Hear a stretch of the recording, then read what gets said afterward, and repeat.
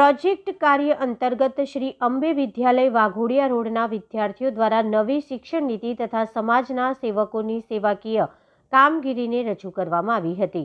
શ્રી અંબે વિદ્યાલય Waghodia road ખાતે આજરોજ શાળાના આચાર્ય શિક્ષકોના માર્ગદર્શન હેઠળ વિદ્યાર્થીઓ દ્વારા પ્રોજેક્ટ કાર્ય થીમ હેઠળ આપણા સમાજ સેવકો તથા તેમના કાર્યને દર્શાવવામાં આવ્યા હતા, જેમાં ડૉક્ટરને તેમાંય ખાસ કરીને સ્પેશિયાલિસ્ટ ડૉક્ટરની સેવાઓને બાળકોએ આબેહૂબ રજૂ કરી હતી। સાથે જ સરકારની નવી શિક્ષણ નીતિ અંગેની જાગૃતિ, તેના ફાયદા વિદ્યાર્થીઓના ભવિષ્ય માટે કેવા હશે તે વિશે માર્ગદર્શન આપવામાં આવ્યું હતું।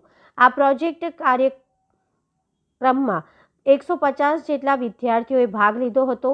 સાથે જ વાલીઓ દ્વારા પણ પોતાના બાળકોના આ પ્રોજેક્ટને સહકાર આપવામાં આવ્યો હતો। શાળાના શિક્ષકો તથા આચાર્ય દ્વારા વિદ્યાર્થીઓને માર્ગદર્શન આપવામાં આવ્યું હતું। આ સમગ્ર કાર્યક્રમ અંગે શ્રી અંબે વિદ્યાલયના અંગ્રેજી માધ્યમના આચાર્ય જ્યોતિ સોલંકી દ્વારા વિસ્તૃત માહિતી આપવામાં આવી હતી। આ કાર્યક્રમમાં શાળાના ચેરમેન ભાવિશા શાહ, આચાર્ય, શિક્ષકગણ અને વાલીઓ ઉપસ્થિત રહ્યા હતા।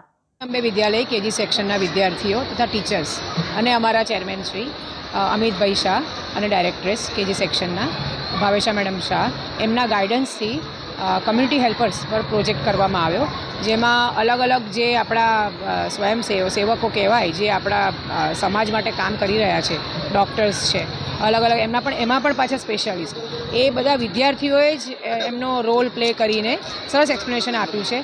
આખું હુબહુ એ રીતનું જ આખું સેટઅપ રેડી કર્યું છે અને બધું મહેનત ટીચર્સ અને વિદ્યાર્થીઓએ કર્યું છે અને એક્સપ્લેનેશન આપી રહ્યા છે। જેવી રીતે કે ન્યૂ એજ્યુકેશન પોલિસી આવી રહી છે, એમાં પ્રેક્ટિકલ અપ્રોચને વધારે ઇમ્પોર્ટન્સ આપવામાં આવ્યું છે। એ જ વસ્તુ અમે આ પ્રોજેક્ટ દ્વારા દર્શાવ્યું છે। કેટલા સ્ટુડન્ટે ભાગ લીધો હશે? લગભગ 150 જેટલા વિદ્યાર્થીઓએ ભાગ લીધો છે। પેરેન્ટ્સનો ખૂબ જ વધારે સપોર્ટ રહ્યો। પેરેન્ટ્સ પણ બધા વિદ્યાર્થીઓ જે નથી જેમને ભાગ લીધો એમના પણ પેરેન્ટ્સ વિદ્યાર્થીઓ સાથે પ્રોજેક્ટ જોવા માટે આવ્યા છે। મારું નામ Jyoti Solanki, English medium principal, Shri Ambe વિદ્યાલય।